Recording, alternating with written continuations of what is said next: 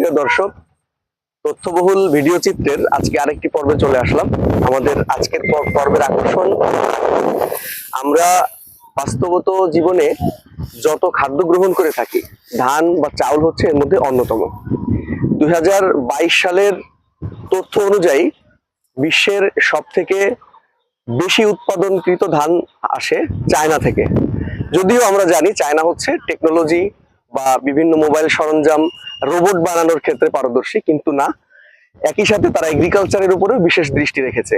এই তালিকায় দ্বিতীয় স্থানে আছে ভারত, আর বাংলাদেশের অবস্থান এই তালিকার তৃতীয় অবস্থানে, যেটা আমাদের পৃথিবীর একটা খাদ্য যোগান চাহিদায় বাংলাদেশের ভূমিকা রয়েছে।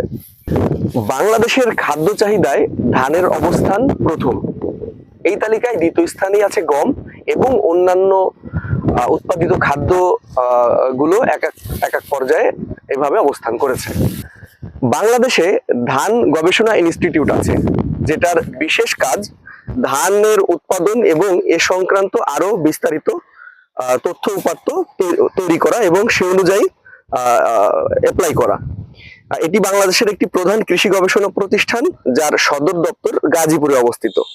এই প্রতিষ্ঠানে 19টি গবেষণা বিভাগ, 3টি সাধারণ সেবা বিভাগ এবং 8টি প্রশাসনিক শাখা রয়েছে। এছাড়াও দেশের বিভিন্ন গুরুত্বপূর্ণ কৃষি পরিবেশ অঞ্চলে 11টি আঞ্চলিক কার্যালয় রয়েছে, যেখানে গবেষণা কার্যক্রম পরিচালিত হয়। বাংলাদেশ ধান গবেষণা ইনস্টিটিউট ব্রি উন্নত বৈশিষ্ট্যযুক্ত ধানের জাত উদ্ভাবন এবং প্রযুক্তি উন্নয়নে কাজ করে। এটি 1970 সালে প্রতিষ্ঠিত হয়েছিল।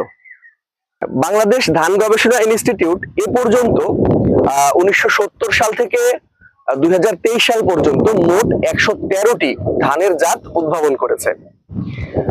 আমরা এই মুহূর্তে ভিডিও করছি মাগুরা জেলার নহাটা এলাকা থেকে।